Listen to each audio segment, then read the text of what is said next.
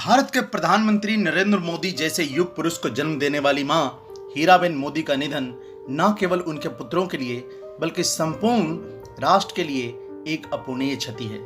भारतीय मूल्यों एवं आदर्शों की शतकीय यात्रा का रुक जाना निश्चित ही देश के हर व्यक्ति के लिए शोक का विषय है, लेकिन यह वक्त शोक का नहीं बल्कि उनके आदर्शों एवं जीवन मूल्यों को आत्मसात करने का है।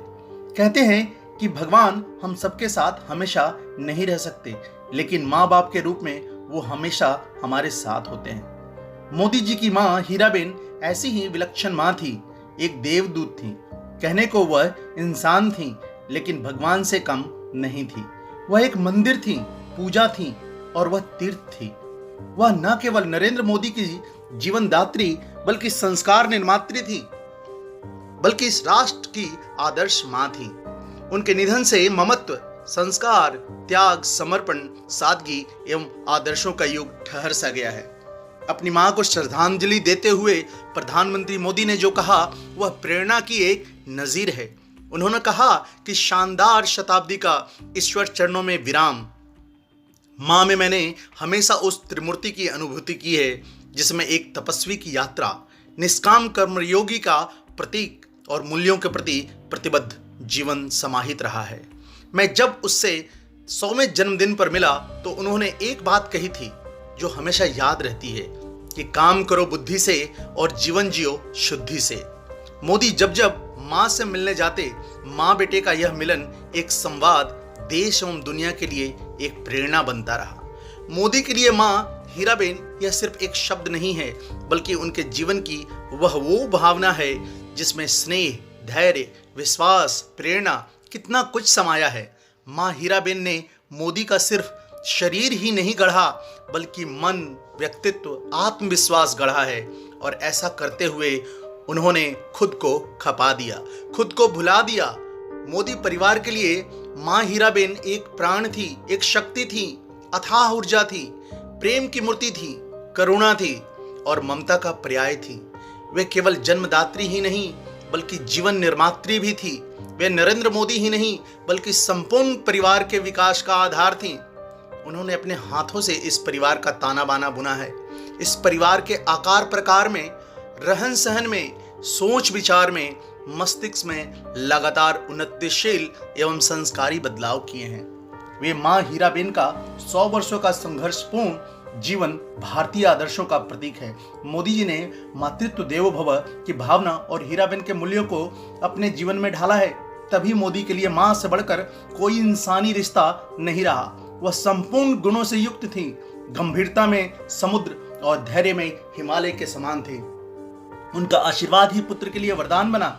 आज बच्चा बच्चा से लेकर बड़े बुजुर्ग कौन नहीं जानता नरेंद्र मोदी को। यही कारण है कि तमाम व्यवस्थाओं एवं जिम्मेदारियों के बीच पीएम मोदी अपनी मां के पास जाते, साथ बैठते, उनकी सुनते, उनकी बातों को मानते थे, उनका आशीर्वाद लेकर, उनके दर्शन करके एवं एक नई ऊर्जा लेकर निकलते थे। साल 1923 में हीराबेन मोदी का जन्म हुआ था। उनकी उम्र 100 साल थी। हीराबेन मोदी का विवाह दामोदर दास मूलचंद मोदी के साथ हुआ था। वे लोग शुरुआती दिनों में गुजरात के मेहसाणा के वडनगर में रहते थे। यह उनका गृह नगर भी था। हीराबेन मोदी के 5 बेटे और 1 बेटी है। हीराबेन मोदी के बेटों के नाम है सोमा मोदी, फिर अमृत मोदी, नरेंद्र मोदी, प्रहलाद मोदी एवं सबसे छोटे पंकज मोदी हैं। वहीं उनकी एकमात्र बेटी का नाम बासंती बेन हसमुख लाल मोदी है। दामोदर दास मूलचंद मोदी अब इस दुनिया में नहीं रहे हैं। दामोदर दास मोदी पहले वडनगर में सड़क पर चाय के स्टॉल लगाया करते थे। वहीं इसके बाद कुछ समय तक उन्होंने रेलवे स्टेशन पर भी चाय बेचने का काम किया था। पीएम मोदी ने अपने एक ब्लॉग में बताया था कि वडनगर के जिस घर में हम लोग रहा करते थे वो बहुत ही छोटा था। उस घर में कोई खिड़की तक नहीं थी, कोई बाथरूम नहीं था, कोई शौचालय नहीं था। कुल मिलाकर मिट्टी के दीवारों और खपरेल की छत से बना वो एक 1.5 कमरे का ढांचा ही हमारा घर था। उसी में माँ, पिताजी, हम सब भाई बहन रहा करते थे। यह स्वाभाविक है कि जहां अभाव होता है वहां तनाव भी होता है, लेकिन माँ हीराबेन की विशेषता ये रही कि अभाव के बीच भी उन्होंने घर में कभी तनाव को हावी नहीं होने दिया। हीराबा का संपूर्ण जीवन से प्रेरणा ली जा सकती है। वे समय की बहुत कद्र करती थी, वे समय की पाबंद थी। उन्हें रोज सुबह 4 बजे उठने की आदत थी। सुबह सुबह ही वो बहुत सारे काम निपटा लिया करती थी, जैसे गेहूं पीसना हो, बाजरा पीसना हो, चावल या दाल बिनना हो। सारे काम वो खुद ही किया करती थी। वे काम करते हुए अपने कुछ पसंदीदा भजन भी गुनगुनाती रहती थी, जैसे कि नरसिंह मेहता जी का एक प्रसिद्ध भजन है, जल कमल छांडी जाने वाला स्वामी आमरो जागेस। वो उन्हें बहुत पसंद था। एक लोरी भी गाती थी, शिवाजी नु हाल रडू।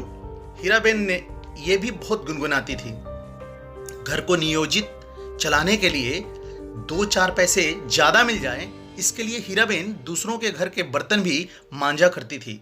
समय निकालकर चरखा भी चलाया करती थी, क्योंकि उससे भी कुछ पैसे जुट जाते थे। कपास के छिलके से रुई निकालने का काम, रुई से धागे बनाने का काम, यह सब कुछ हीराबेन खुद ही किया करती थी। अतिरिक्त कमाई के लिए वो चरखा चलाती, सूत काटती, मगर कभी किसी से उधार नहीं मांगती थी। हमारा घर कच्चा था। मॉनसून हमारे मिट्टी के घर के लिए मुसीबत बनकर आता था। बरसात के दिनों हमारी छत टपकती थी और घर में पानी भर जाता था। माँ बारिश के पानी को इकट्ठा करने के लिए लीकेज के नीचे बर्तन रख देती थी। आप सोचिए, वह छत से टपकते पानी तक का भी इस्तेमाल कर लेती थी। जल संरक्षण का इससे बड़ा उदाहरण भला और क्या हो सकता है। अपनी साड़ी में रुमाल रखती थी ताकि बच्चों का मुंह पोंछ सकें। पीएम नरेंद्र मोदी ने मां के एक रुमाल वाली बात भी बताई। उन्होंने अपने ब्लॉग में लिखा, मैं जब भी उनसे मिलने गांधीनगर जाता तो वह मुझसे अपने हाथों से मिठाई खिलाती और एक छोटे बच्चे की दुलारी मां की तरह वह एक रुमाल निकालती और मेरे खाना खत्म करने के बाद मेरे मुंह और चेहरे को पोंछती। वह हमेशा अपनी साड़ी में एक रुमाल या छोटा तौलिया लपेट कर रखती थी ताकि अपने बच्चों का मुंह पोंछ सकें। वह बिस्तर पर भी धूल का एक कण बर्दाश्त नहीं करती थी। प्रधानमंत्री के बड़े भाई कहते हैं कि नरेंद्र के पास सिर्फ एक ड्रेस थी। फटने पर मां उसे सिल दिया करती थी। नरेंद्र भाई के भाई और हीराबेन के बेटे प्रहलाद भाई ने अपने मां के बारे में एक इंटरव्यू में कहा कि हमारी मां की शादी 15-16 साल की उम्र में हो गई थी। शादी के बाद वो वडनगर में रहने लगी थी। आर्थिक तंगी और पारिवारिक वजहों से वह तो पढ़ाई नहीं कर सकी, लेकिन वो चाहती थी कि उनके सभी बच्चे पढ़ाई करें। नरेंद्र भाई मोदी ने 7वीं तक की पढ़ाई वडनगर से ही सरकारी स्कूल में की। उनके पास पहनने को एक ही ड्रेस थी।